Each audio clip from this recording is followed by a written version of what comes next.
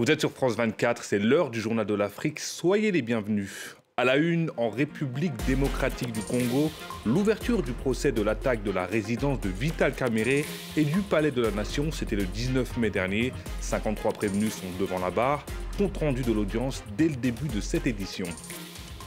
Au Soudan, une nouvelle attaque contre des populations civiles qui auraient fait une centaine de morts. Le drame s'est déroulé dans le village de Ouad al-Noura, une attaque condamnée par le secrétaire général de l'ONU.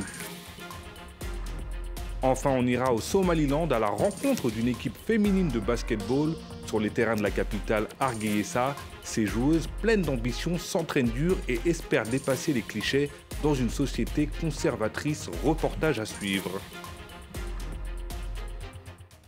Et on débute en République démocratique du Congo et l'ouverture ce vendredi du procès des 53 participants à ce que les autorités ont qualifié de tentative de coup d'État. Le 19 mai dernier, le domicile de l'ex-vice-premier ministre de l'économie Vital Kamerhe et le Palais de la Nation étaient attaqués. Les prévenus sont poursuivis pour attentat, terrorisme, détention illégale d'armes, de munitions de guerre ou encore tentative d'assassinat. Le récit de cette première journée d'audience avec Aurélie Bazara Kibangula. Cette première audience a duré plus de 6 heures. Elle était exclusivement consacrée à l'identification des 51 accusés. Un à un, ils se sont présentés à la barre pour décliner leur nom, leur prénom, leur date de naissance ou encore leur province d'origine. Alors parmi les accusés figurent des Congolais en majorité venus du Congo central, mais aussi 3 Américains comme par exemple Marcel Malanga, le fils de Christian Malanga, chef présumé du commando mort le 19 mai.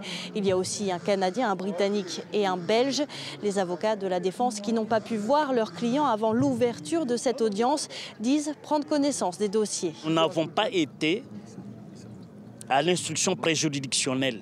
C'est pour cela que nous demanderons qu'on nous donne le temps d'accéder au dossier pour lire les différentes déclarations de nos clients avant la saisine du tribunal militaire. Les charges qui pèsent contre eux sont lourdes. Le ministère public les accuse notamment d'avoir volé des armes de guerre, d'avoir mené un assaut au domicile de Vital Kamerhe, le président de l'Assemblée nationale, et d'avoir fait usage de bombes au Palais de la Nation, l'une des présidences congolaises.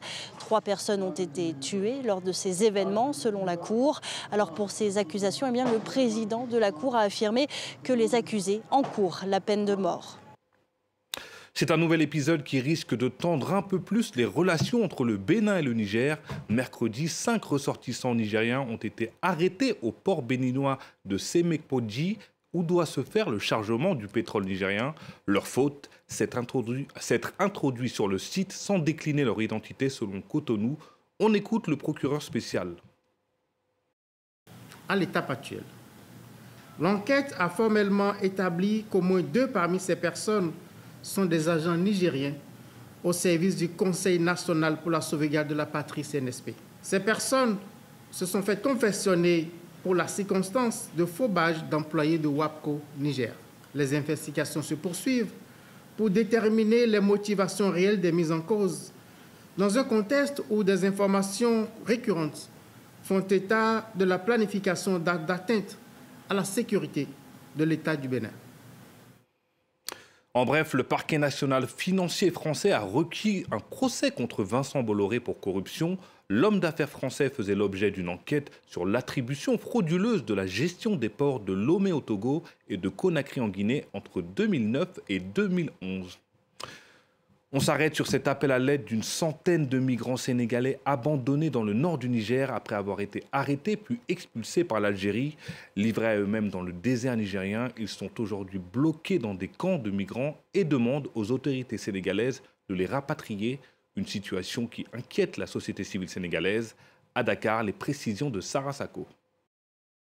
Nous sommes fatigués, nous manquons de nourriture, il fait chaud, les conditions sont vraiment très difficiles. Ce sont les mots de Mamadou Thiam, un migrant que nous avons pu joindre. Cet étudiant de 24 ans, sénégalais, se trouve depuis 2 mois déjà à Samaka, dans le nord-ouest du Niger, un centre de transit de migrants où il a été donc expulsé depuis l'Algérie. Il nous a d'ailleurs confié avoir passé avant cela plusieurs semaines dans une prison algérienne. Aujourd'hui, lui et plusieurs dizaines de de ses compatriotes lance un cri du cœur aux autorités sénégalaises. Nous voulons rentrer, nous voulons être rapatriés, être chez nous pour la Tabaski, c'est-à-dire la fête de l'Aïd. Une situation que dénonce ce militant des droits de l'homme. Écoutez. L'urgence est totale, l'urgence est absolue. Ils sont dans des conditions extrêmement difficiles. Moi, je pense qu'il faut tout faire pour les rapatrier. Il faut abréger vraiment la souffrance de ces Sénégalais aujourd'hui en situation de vulnérabilité dans le désert.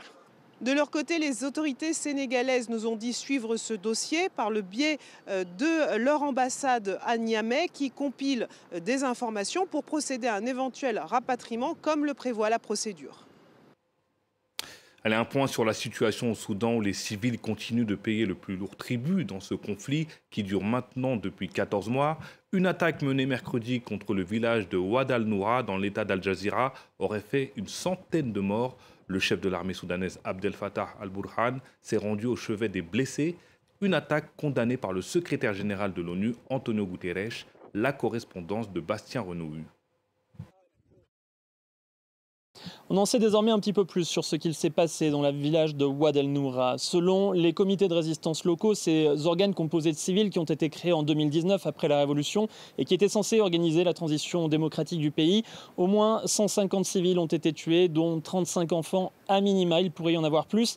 Selon eux, il semblerait que les forces de soutien rapide aient demandé l'autorisation des civils pour pénétrer dans le village. Ceux-ci auraient refusé. C'est à ce moment-là qu'ils auraient ouvert le feu à l'arme lourde et au mortier. Des civils victimes du conflit, il y en a aussi énormément dans la ville d'El Fachir. C'est la dernière grande ville du Darfour à ne pas encore être aux mains des forces de soutien rapide. Et la situation empire jour après jour. Les forces de soutien rapide assiègent la ville. Il y a au moins 200 personnes qui ont été tuées au cours du dernier mois selon Médecins sans frontières. Plus de 1000 personnes qui ont été blessées. Et ce, alors que des centaines de milliers de personnes vivent dans El Fachir, notamment de très nombreux déplacés qui n'ont nulle part où aller, nulle part où fuir. Les combats sont toujours plus violents. Il n'y a plus de médicaments en ville, plus de quoi soigner les blessés.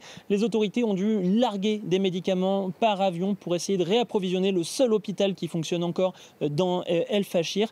Et selon Mini Minaoui, un chef rebelle de la région qui est allié avec l'armée, les forces de soutien rapide sont en train de rassembler leurs troupes aux alentours d'El Fachir pour tenter de mener une grande offensive et tenter de prendre le contrôle de la ville au cours des prochains jours.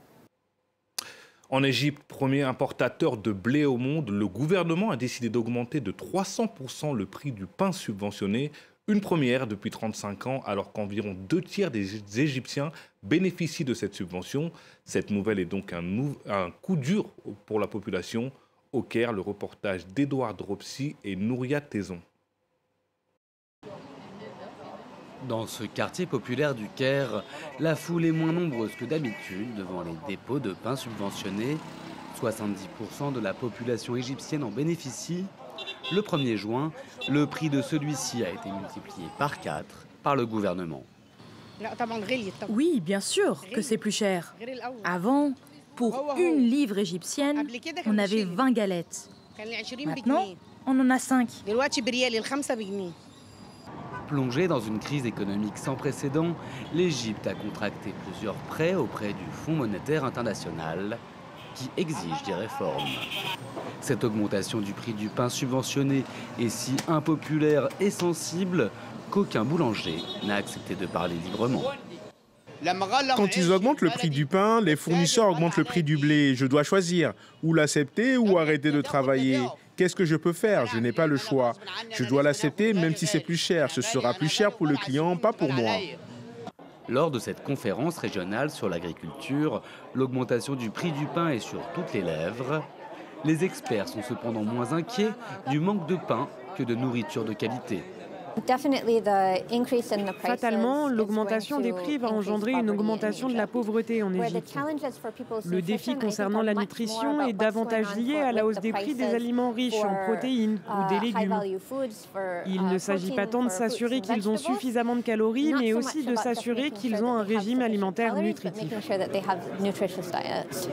Avec une dette publique qui représente plus de 85% du PIB, d'autres mesures d'austérité sont à attendre en Égypte, où, selon les autorités, au moins 30% de la population vit déjà sous le seuil de pauvreté. Au Cameroun, l'imbroglio autour de la désignation du staff de l'équipe nationale de football se poursuit, et ce alors que les Lions indomptables jouent ce samedi contre le Cap-Vert en éliminatoire de la Coupe du Monde 2026. Mais cette fois, la FECAFOOT semble reprendre la main, puisque seul le staff désigné par son comité exécutif sera accrédité pour cette rencontre. Le point avec notre correspondant à Yaoundé, Marcel Amoko. Marc Brice, le sélectionneur des Lions indomptables du Cameroun, était bien présent ce vendredi après-midi au siège de la Fédération camerounaise de football lors de la conférence de presse d'avant-match avec à ses côtés Franck Zambouanguissa, le vice-capitaine, signe d'un apaisement entre la Fédération camerounaise de football et le ministère camerounais des Sports. Un apaisement en marche forcée puisque selon les usages de la FIFA, usage rappelé au ministre des Sports par Samuel Eto'o dans une lettre qu'il lui a adressée en début de semaine, seul le staff reconnu par la FIFA et donc celui désigné par la Fédération camerounaise de football pourra bénéficier des accréditations nécessaires. Le Cameroun qui affrontera donc le Cap-Vert ce samedi ici à Yaoundé dans un climat particulièrement tendu. La suite de ce feuilleton, ce sera le 11 juin prochain lors du match Cameroun-Angola à Luanda cette fois-ci. Un match comptant toujours pour les éliminatoires à la Coupe du Monde 2026. Allez, pour finir, on vous emmène au Somaliland à la découverte de la première équipe féminine de basketball du pays. Au sein du club de la capitale Hargeisa, ces joueuses pleines d'ambition souhaitent dépasser les clichés dans ce pays conservateur. Le récit de Sophie Lamotte.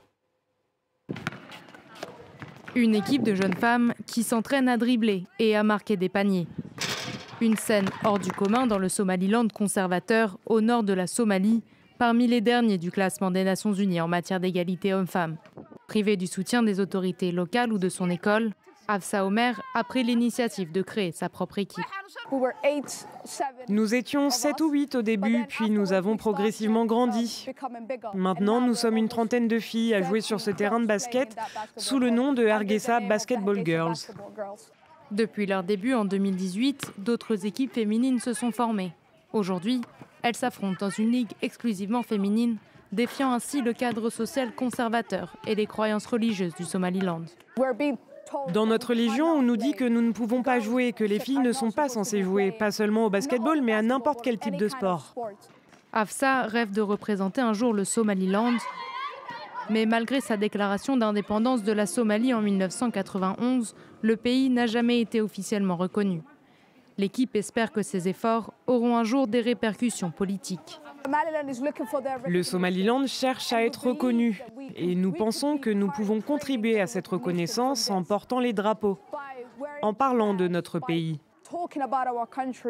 La souveraineté du Somaliland a été remise en question en janvier, lorsque les autorités locales ont déclaré qu'elles accorderaient à l'Éthiopie, pays voisin enclavé, un accès à la mer Rouge en échange de sa reconnaissance en tant que pays indépendant.